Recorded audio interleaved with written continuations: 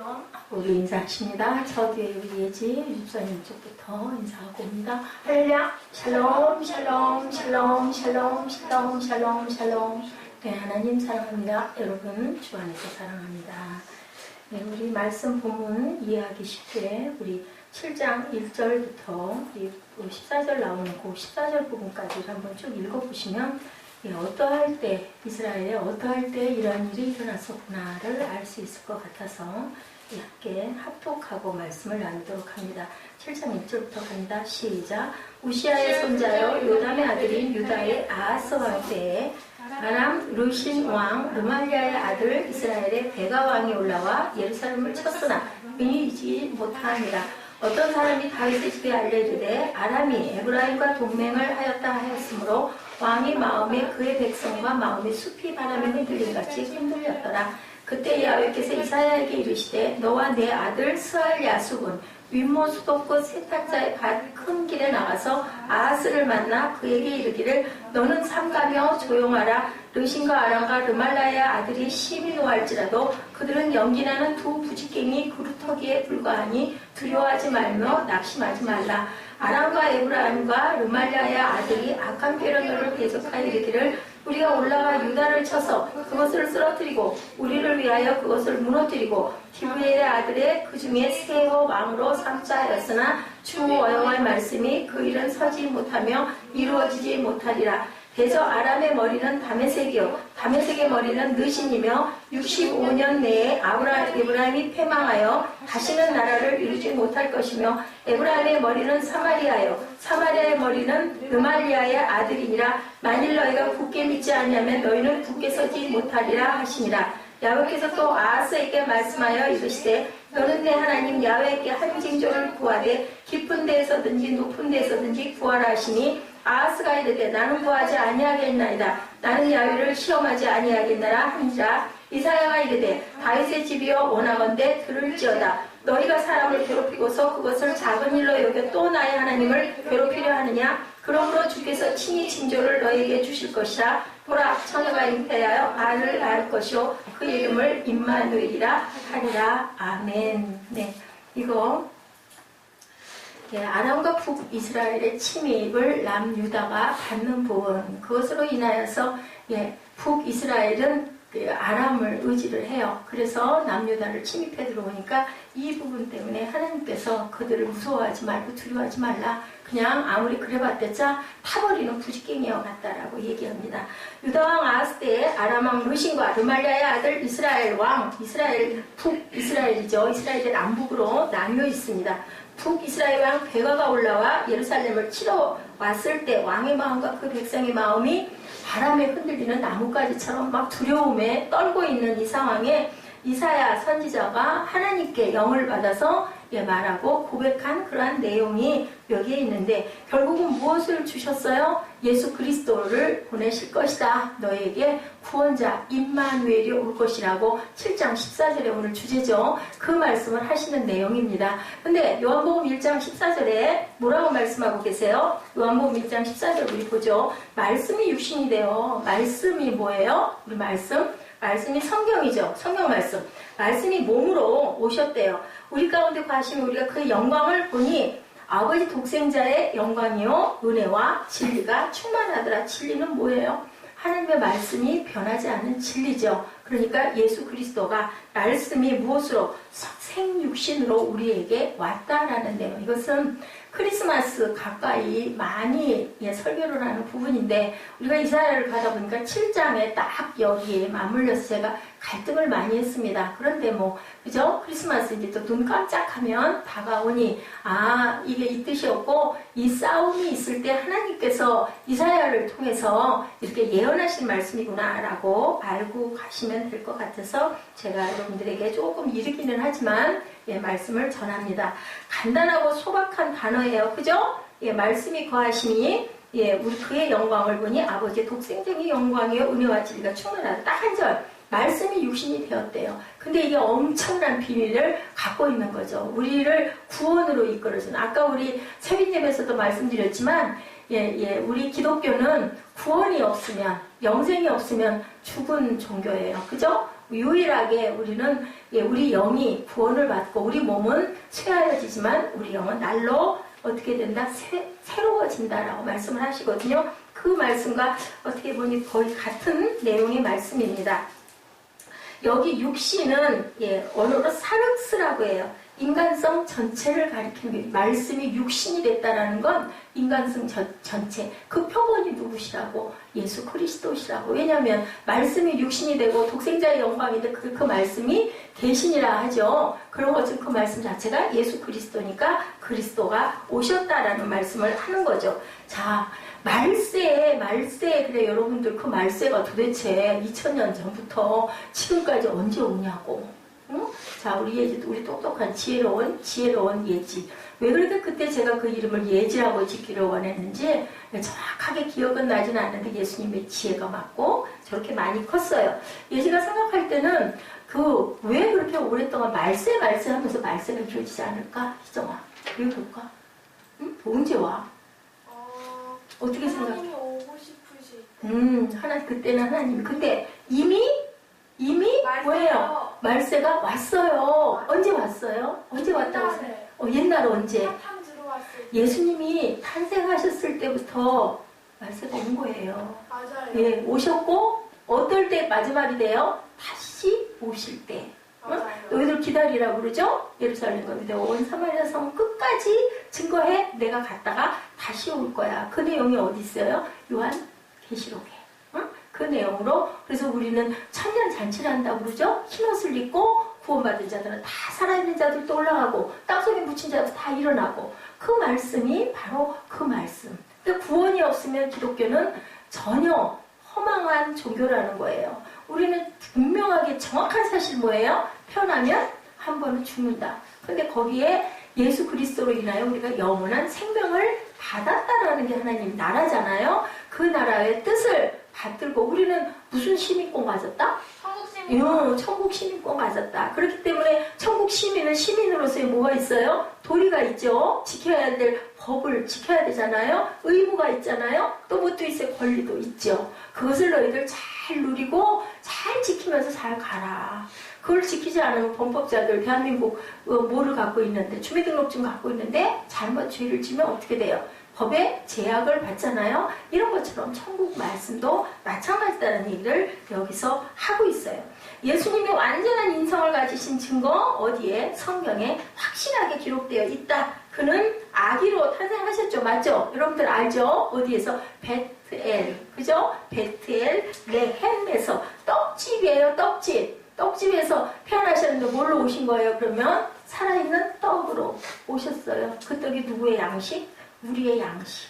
그걸 먹음으로 인해서 우리는 예수님의 몸을 입은 거죠. 그죠? 피를 흘리고 쏟고 돌아가심으로 인하여 그 피가 우리의 죄를 사하고 우리가 그 피의 사람이 되었다. 아멘? 아멘. 성경에 기록되어 있어요. 아멘 하셔야 됩니다. 누가복음 2장 52절에 예수는 그 지혜와 그 키가 자라나며 하늘과 사람에게 더 사랑스러워 가시더라. 뭐예요? 태어나셔서 성장했다라는 것을 말씀에 증거하고 있어요. 예수님은 배고픔도 느끼셨어요. 그죠? 마태복음 21장 88절에 보면 고나여 우물가에 앉으셨어요. 왜? 목이 말라서. 그래서 수가성 여인에게 물 달라고 하시잖아요. 요한복음 4장 증거죠. 목마름을 느끼셨다. 요한복음 4장 7절. 그는 사랑하시던 형제 나사로의 무덤 앞에서 지난번에 우리 그 말씀 나눴죠. 뭐 했어요? 눈물을 흘리셨어. 마음에 뭐에 통분이 여겨서. 그러면 우리 사람과 같은 감성을 갖고 계셨다. 마음 아프고 정말 왜 그 악한 그런 병마로 인해서 내 친구가 나사로를 친구라고 하셨거든요. 왜 죽었을까? 그래서 마음이 아프셨다라고 얘기를 해요. 요한복음 11장 35절이죠. 우리 금요 철야 때 나눈 말씀이죠. 이렇게 우리 예수님은 육신이 돼서 우리에게 오셨다. 그러니까 뭐예요? 살아서 오셨으니까 살아있는 육신, 생육신이 되어서 오셨는데 무엇이 육신이 됐다라는 거예요? 말씀이 육신이 되셨다라고 합니다. 이 말씀이 과연 누굴까? 삼위일체 하나님 가운데 2위이신 무슨 하나님? 성자 하나님. 아멘. 성자 하나님으로 오셨다. 요한복음 1장 1절에 태초에 말씀이 계시니라. 이 말씀이 뭐라 그러세요? 이 말씀이 하나님과 함께 계셨으니 이 말씀은 곧 하나님이시니라 라고 요한복음에. 태초는 언제 태초? 땅이 생기기 그 이전에. 지구가 생기기 그 이전 그 이에 태초에 요한복음 1장 2, 3절 그가 태초에 하나님과 함께 계셨고 만물이 그로 말미암아 지은 바 되었으니 지은 것이 하나도 그가 없이 된 것이 없다. 증거하고 있어요. 예수님이 그 태초에 하나님과 계셨고 그가 계시지 않고는 지어진 것이 아무것도 없다. 그의 존재는 이렇게 태초 이전 영원전부터 창세기 1장 1절의 태초하고 요한복음 1장 1절의 태초는 다르다. 창세기 1장 1절은 땅이 지어질 그때를 태초라고 했고 요한복음 1장 1절에 나오는 태초는 그보다 더 그 전에 아무것도 없는 상태였을 때 계신 하나님에 대해서 태초라고 말씀하고 있다는 거 엄청난 차이겠습니다. 사도 요한이 이처럼 성육신의 진리를 여기에 도입부에 강조적으로 진술하고 있는 것 뭐에 당시의 영지주의적 경향을 반대하기. 영지주의는 뭐예요? 영지주의는 가현설 하나님은 가짜로 있다. 가짜로 있는 실체적 몸은 아니다. 영만 계신 거지 절대로 몸으로 계신 분이 아니라는 그 영지주의자들 이단 사설이 있었어요. 그래서 그것을 정확하게 아니라고 하기 위해서 이렇게 강하게 못을 받고 있다는 거죠. 이런 인본주의적 주장이 확립된 교리를 가지 못했던 초대교회의 큰 위협적인 요소가 되었기 때문에 요한은 이러한 주장에 대해서 직설적으로 반박하는 내용을 본문과 같은 명제 형식을 통해서 펼쳐나가고 계시는데 우리 주님이신 예수 그리스도는 완전한 사람으로 세상에 오셨다. 주님은 죄에 약하고 악에 빠지기 쉬운 인간의 육체와 본성을 입고 무엇으로 왔어요? 세상에 가장 낮은 자리 어디로? 말구유에 오셨죠. 그게 정확한 크리스마스 12월 25일이 성탄절은 아니에요. 봄 4월, 5월 그 이스라엘의 절기와 우리가 조금 계절이 다르기 때문에 그때쯤일 것이라고 얘기를 하고 정확하지는 않고 오히려 12월 25일은 태양신의 날이라고 합니다. 그런데 그날을 정한 그러한 이유가 있어요. 신학적인 이유이긴 한데 어찌되었든 하나님은 그렇게 몸을 입고 오셨다라는 거죠. 그리스도에게는 우리와 확연히 구별되는 분명한 점 두 가지가 있는데 첫째는 죄가 없고 둘째는 모든 일에 완전한 모범이 되었다. 아멘.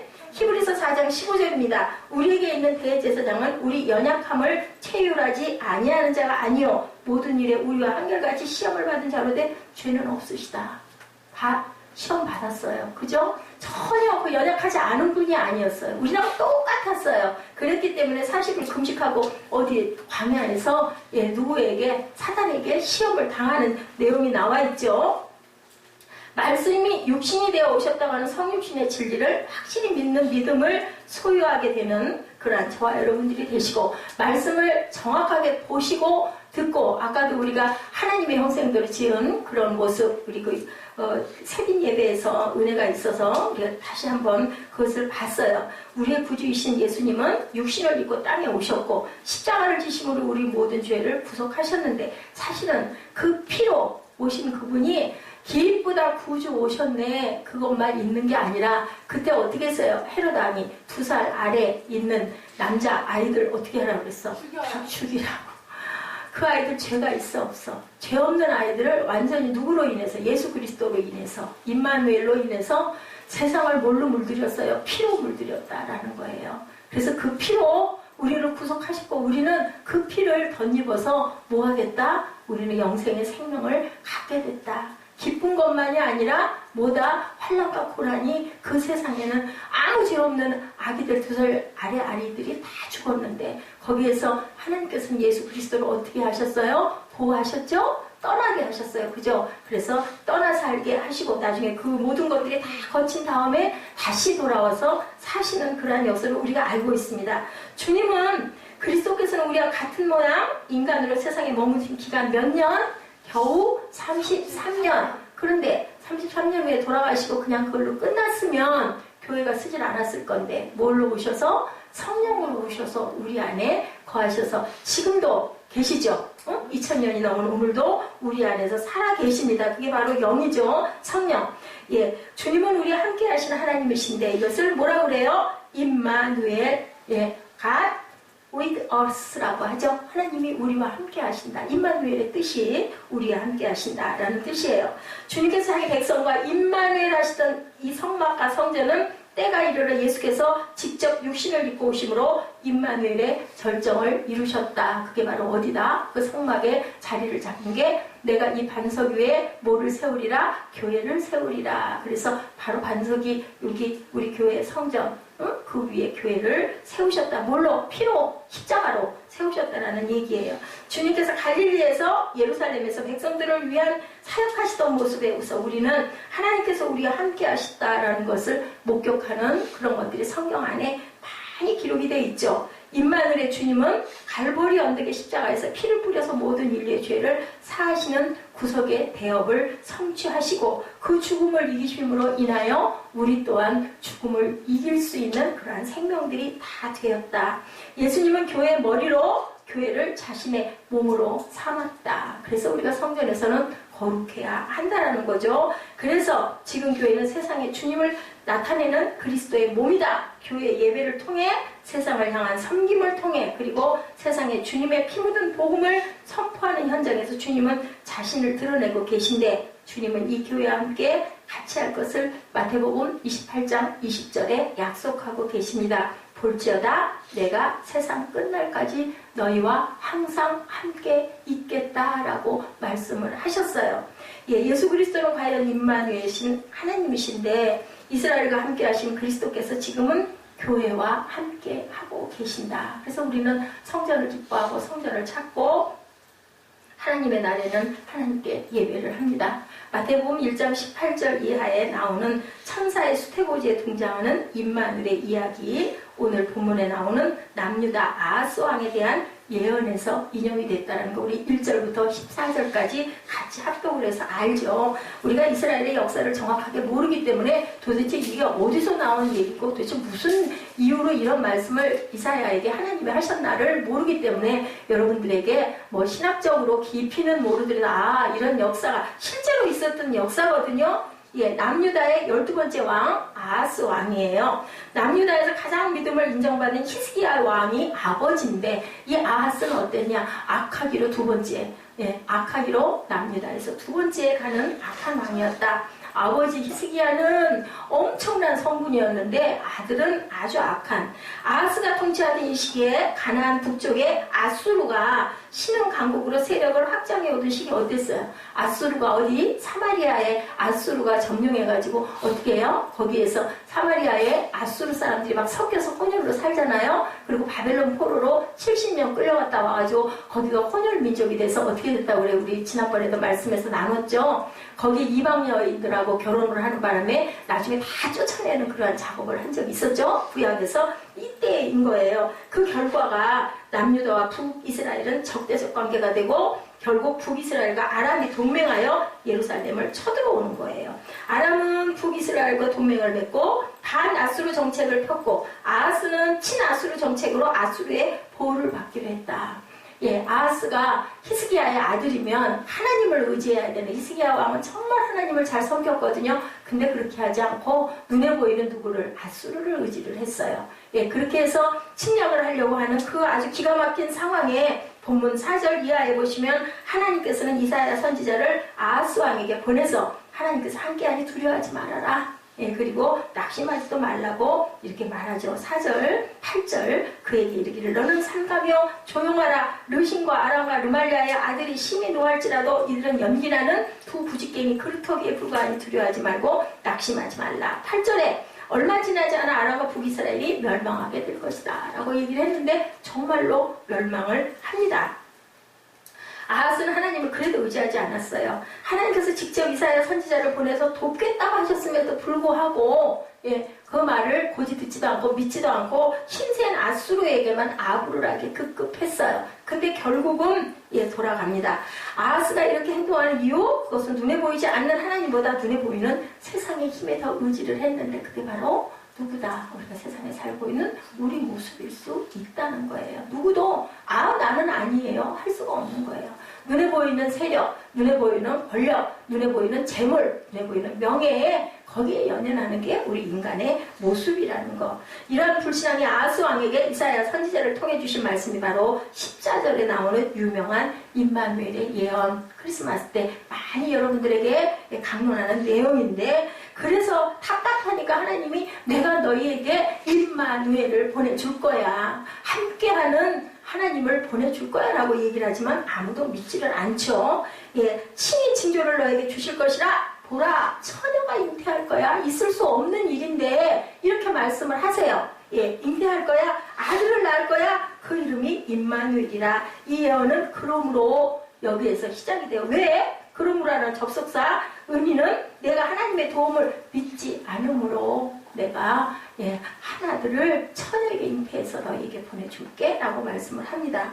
이처럼 하나님의 도우심을 불신할 정도로 패역한 상황에서 임마누엘이 과연 축복이 되겠느냐. 불신한 아하스에게 하나님이 오시면 축복하겠어요? 안 하죠. 저주하죠. 그죠? 책망과 심판을 해요. 그런데 성탄절에 거의 대부분의 목회자님들이 마태복음 1장 23절을 인용해서 임마누엘의 축복에 대해서만 설교를 한다는 게 문제인 거죠. 오늘 그 반대편의 이야기, 하나님이 우리와 함께 하시면 한쪽 방향, 긍정적인 측면이 아닌 다른 면은 어떻다고요? 임마누엘의 본래적 의미는 축복이 아니라 심판의 의미를 갖고 있다. 우리는 복을 너무 좋아해요. 저도 좋아요. 그런데 축복을 받으려면 우리는 어떻게 해야 될 것인가? 아닌 자에게는 이렇게 아하스 왕에게 계속 얘기를 했지만 말을 안 듣기 때문에 멸망으로, 아수르도 망했잖아요. 그리고 바벨론 포로로 잡혀갔던 포로들을 고레스 왕이 너희 나라가 가지고 이제 파샤가 쓰죠. 페르시아가 쓰죠. 이제 이렇게 세워라 라고 얘기를 해서 다시 예루살렘으로 돌아가는 역사가 그 뒤에 이루어지는 부분이 있죠.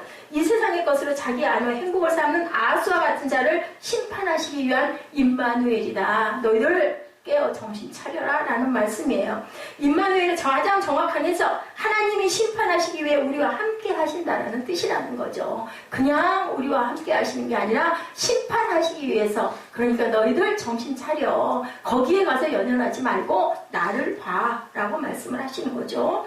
예, 신약에 실제로 오신 하나님은 그를 영접하는 사람들에게 구원의 주님이셨지만 거절한 사람에게는 심판의 주님이시다. 오늘 우리에게도 마찬가지입니다. 주님의 임하심 우리에게 무조건 다 복이 되는 게 아니고 하나님의 말씀으로 순종하고 경외할 때 임마누엘은 내게 복이고 불순종할 때는 하나님의 심판이 분명하게 있다. 다윗 같은 왕에게도 하나님께서는 예외가 없었다. 고난을 받고 눈물을 흘리고 그리고 아들을 잃는 그러한 불행이 분명하게 있습니다. 우리가 한번 우리 자신들을 조용하게 돌아보시기 바랍니다. 우리의 본성은 항상 하나님을 떠나 세상의 힘을 의지하고 살려고 하기 때문에 우리고 내가 바로 뭐다? 타락한 아담이라는 거죠. 아니려고 해도. 그래서 하나님께서는 우리에게 칭함을 주셨다고 하죠. 나 그래도 그 길 갈래요.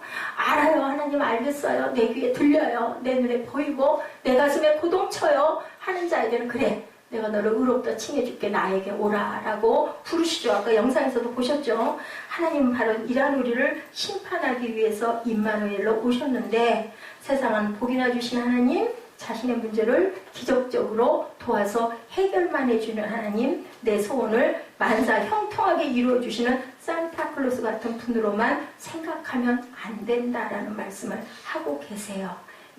예수님이 이 땅에 오신 첫 번째 성탄절, 우리가 말하는 메리 크리스마스가 아니고 즐거운 메리가 아니라 피로 얼룩진 블러디 성탄절이었다라는 것 우리가 꼭 기억하고 가야 됩니다. 이 땅에 태어나시자마자 제일 먼저 일어난 베들레헴 지역에 있는 이 2살 이하의 영아들이 전부 몰살을 당하는 사건들이 있죠. 영아들이 죽임을 당했다는 것은 모든 인간은 나면서부터 자기 의지로 죄를 짓기 전에 원죄를 가지고 멸망으로 달려가고 있다는 것을 뜻하고 있다는 것. 남은 자는 우리 6장 지난번에 끝에 예언했죠. 어떻게 해요? 남아있는 그 그루터기에 나는 싹으로 인해서 너희들이 회복이 될 것이다 라는 말씀을 했어요. 3절 본문 3절에 이사야가 아하스에게 하나님의 말씀을 전하러 가서 임마누엘의 징조를 알릴 때 자기 아들 스알 야숲을 데리고 간다라고 3절에 나와 있죠. 남은 자만 돌아오리라는 뜻이에요. 이사야 아들 스알 야숲이라는 뜻이 남은 자는 돌아오리라. 하나님이 이사야로 하라금 스알 야숲을 동행하게 하신 것은 아하스에게 임마누엘의 심판이 떨어지고 있는데 다 명하는 게 아니라 망하는 게 아니라 남은 자가 있다라는 것을 알려주시기 위해서 항상 남은 자 한 사람을 남겨놓고 항상 회복의 기회를 남겨놓고 회개의 기회를 남겨놓죠. 마태복음 2장 16절에서 18절에 나오는 헤롯의 영화살의 내용은 에레미야 31장에서 인용이 된 말씀이에요. 여러분들 아시죠? 구약과 신약이 항상 짝으로 이루어지고 있고 신약은 구약의 완성을 이룬 거라는 거 여러분들 아시죠? 에레미야 31장 15절에서 17절에 야훼께서 이와 같이 말씀하시니라 라마에서 슬퍼하며 통곡하는 소리가 들리니 라헬이 그 자식 때문에 애곡하는 것이라 그가 자식이 없어져서 위로받기를 거절하는도다. 야훼께서 이와 같이 말씀하시니라 내 울음소리와 내 눈물을 멈추어라. 내일에 삭슬을 받을 것인지 그들이 그의 대적의 땅에서 돌아오리라. 야훼의 말씀이니라 너희 장래에 소망이 있을 것이라 너희 자녀가 자기들의 지경으로 돌아오리라. 야훼의 말씀이니라. 그랬는데 돌아왔어요? 안 돌아왔어요?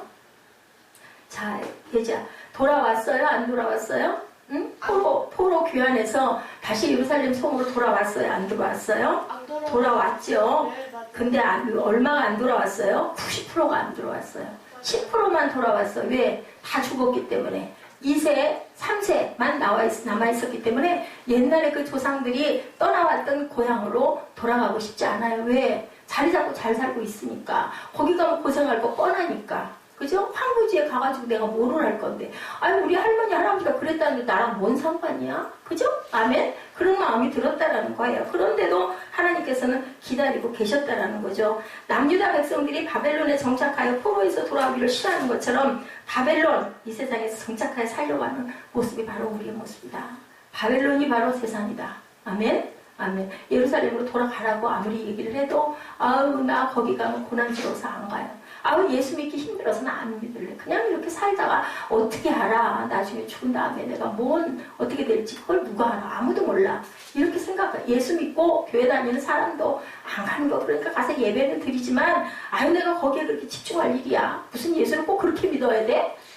그렇게 생각하는 사람들이 많다라는 거죠. 인간의 본성은 하나님의 약속의 땅보다 바벨론의 화려한 문명이 좋죠. 그곳에서 계속 머물면서 약속의 땅 가나안으로의 귀환을 계속 거부했어요. 실제로 바벨론에서 빠져나와서 거룩한 성도로 사는 것은 힘들고 고통스러워요. 예수 믿고 온전히 믿고 가는 거, 섬기고 가는 거, 봉사하고 가는 거, 그죠? 또 예수님의 성품대로 살아가는 거 엄청나게 힘들어요. 거룩하게 사는 것, 거룩한 성도로 사는 것, 그게 다 뭐라고요? 성자, 세인트라고 표현한다고 했죠. 성도라는 게 엄청나게 귀한 칭호예요. 그렇게 살려면은 우리가 항상 거룩해야 되는데 무슨 세상에서 맨날 거룩해야 돼. 예, 이거 너무너무 싫다라는 거죠. 어떤 그 목사님 생각이 나네요. 그분이 아들이 그 집에 가훈을 적어오라고 학교에서 중학생 아들에게 예, 그래서 숙제가 나왔다가 아버지 저희 집 가훈이 뭐예요? 라고 물어보더라고 합니다. 그래서 아버지가 이렇게 생각하다가 가훈이라고 써놓은 건 없고 자유롭게 사는 거다라고 그랬더니 아들이 기가 넘어가면서 아버지 목사님이세요. 근데 우리가 자유롭게 살아요 하고 얘기를 하더래요. 그래서 그럼 자유롭게 살지. 나는 하나님을 섬기는 일에 자유로워. 나는 하나님의 영광 돌리는 일에 자유로워. 나는 하나님의 일을 나타내는 일에 자유로워. 나는 예배에 자유로워 하고 계속 얘기를 했더니 아들이 듣고는 그렇구나. 자유롭게 사는 게 이거구나 라고 얘기를 했다고 합니다. 그 아들이 들을 때는 어떻게 목사님이 자유로워요? 항상 그죠? 매여 있는 것 같은데. 근데요. 하나님의 은혜를 온전하게 제대로 받으면 정말 자유로워요. 마음 그 믿음 안에 있을 때, 말씀 안에 있을 때, 묵상하고 있을 때, 예배하고 있을 때. 단 세상이 힘든 거죠. 그게 세상과 접목이 잘 안 되는 거죠. 예수님 마음처럼 그렇게 해야 되는데 너무 힘들고 혼란스럽고 화나는 일이 너무 많고 하다 보면 그게 다스려지지가 않는 게 바로 우리의 성화의 과정이고 숙제라는 거죠. 그러니까 연애 안 받은 사람들은, 하나님 잘 안 보이는 사람들은, 잘 안 들리는 사람들은 이 사람들처럼 그냥 눈에 보이는 그 세상에 바벨론에서 살고 싶어요. 내 집 이쁘게 차려놓고 자식들하고 오손도손 맛있는 거 먹고. 아니 뭐 잘못이야? 세상을 하나님이 만들어주셔서 잘 살으라고 그랬는데 그냥 예배는 일주일에 한 번만 잠깐 예배 드리면 내 자식의 도리 하는 거지. 이런 마음으로 산다는 우리 모습이에요. 자, 성육신의 축복. 예, 그런데 은혜를 받으면 어떻게 된다? 하나님을 보게 된다. 우리 성경 안에 계속 얘기하죠. 하나님 본자들이 어떻다. 하나님 본자들은 정말 다르다. 고난 중에도 막 기뻐하고 어디에서 감옥에서도 웃고 기뻐하라, 기도하라, 쉬지 말고 범사에 감사하라. 이렇게 바울이 고백을 하게 된다는 거죠. 우리가 그 영광을 보니 아버지의 독생자의 영광이요 은혜와 진리가 충만하더라. 영광을 보았다는 것은 육안으로 볼 수 있었다는 거예요. 그래가지고 서서 바울과 실라가 양쪽 다리, 팔은 양 이렇게 묶여가지고 창고에 다리는 이렇게 딱 벌어져가지고 이렇게 있으면서도 막 그렇게 찬양을 해도 미친 사람들이 아닌 다음에 그랬더니 한밤중에 어떻게 했어요? 창고가 막 풀리고 그냥 감옥에 요동을 하고 빗장이 다 풀러지고 그죠? 갈 수 있게끔. 그런데 도망가지 않았잖아요. 가주장 살려서 그 가족 모두가 은혜 받고 구원받게 만든 바울과 실라의 얘기를 우리가 압니다. 사도 요한이 보았다고 말한 것은 상육신의 예수님을 보았다라는 말이에요. 그래서 요한은 우리라고 복수로 사용하고 있어요. 그래서 요한 계시록이 탄생을 한 거죠. 왜? 하나님의 영광을 보았기 때문인 거죠. 혼자만이 아니고요. 많은 제자들이 함께 예수님을 보았다라는 겁니다. 예수님의 공생의 3년을 보니 그는 우리와 같은 인간이시고 또 하나님이시더라는 것. 내가 봤다. 독생자의 그 영광을 봤다. 근데 예수님의 생애가 평탄했습니까? 우리가 보기 우리의 사는 세상으로 봤을 때 복되셨습니까? 인자가 뭐 둘 자리도 없다. 머리 둘 자리도 없다라고 항상 그렇게 말씀하셨어요.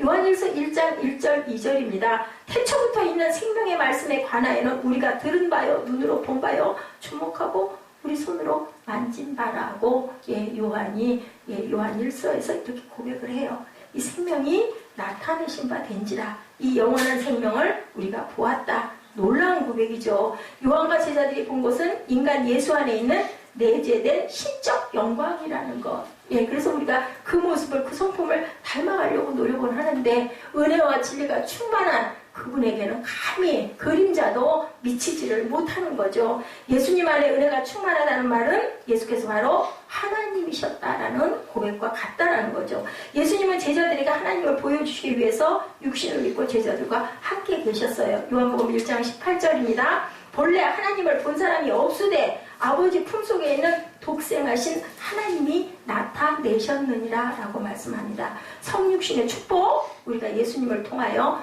하나님을 보게 된 것이 바로 우리에게 주시는 하나님의 축복이다.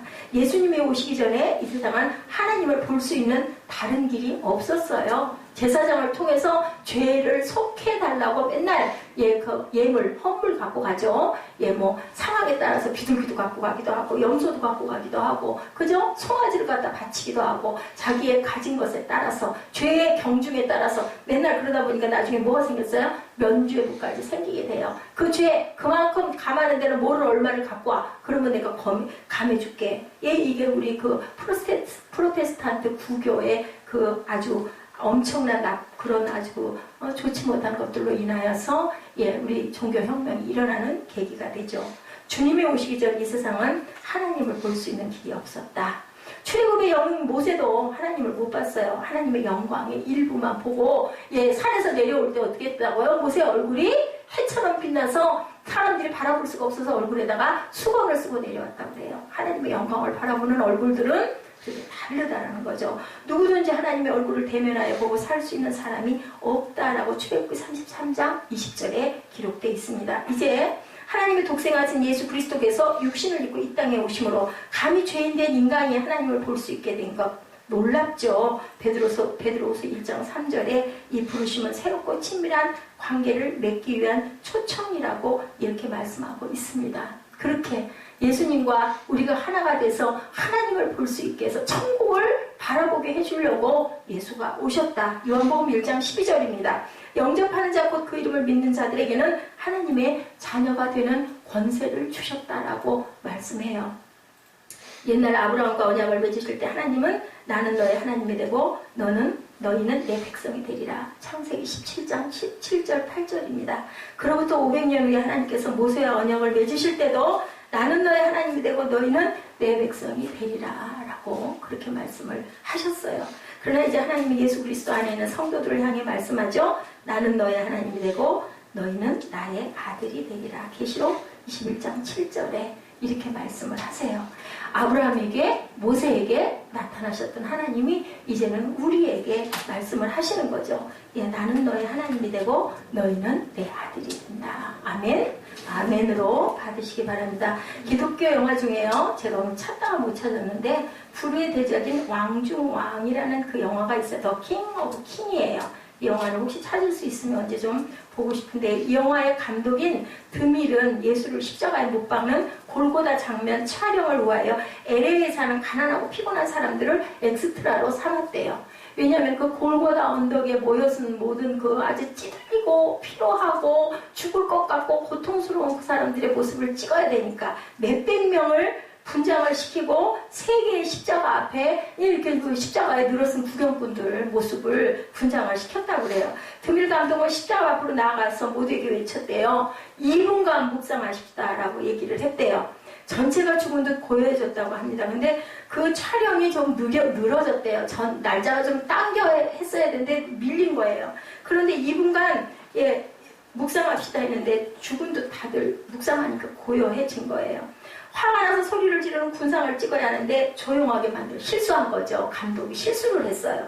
그런데요, 한쪽에서 늦어가지고 24일이었던 것 같아요. 급하게 그걸 촬영을 하는데 기쁘다 구주 오셨네 캐롤이 쏟아지기 시작을 합니다. 수백 명이 합창에 참가합니다. 그 다음에는 고요한 밤, 거룩한 밤, 그게 또 울리는 거예요. 그러니까 거기에 있는 모든 엑스트라들이 또 그걸 따라서 계속 부르는 거죠.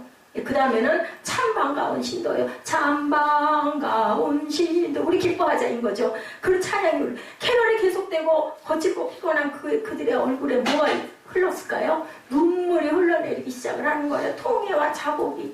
엑스트라 신들은 그 신이 아닌데 그렇게 그냥 슬픔에 젖은 그런 모습들. 어떻게 무대장치는 예수의 십자가 앞에 무엇인가 출발의 결심을 하고 있는 그들의 모습이 찍히는 그러한 모습으로 촬영이 됐다는 거죠. 대박이 터졌다는 겁니다.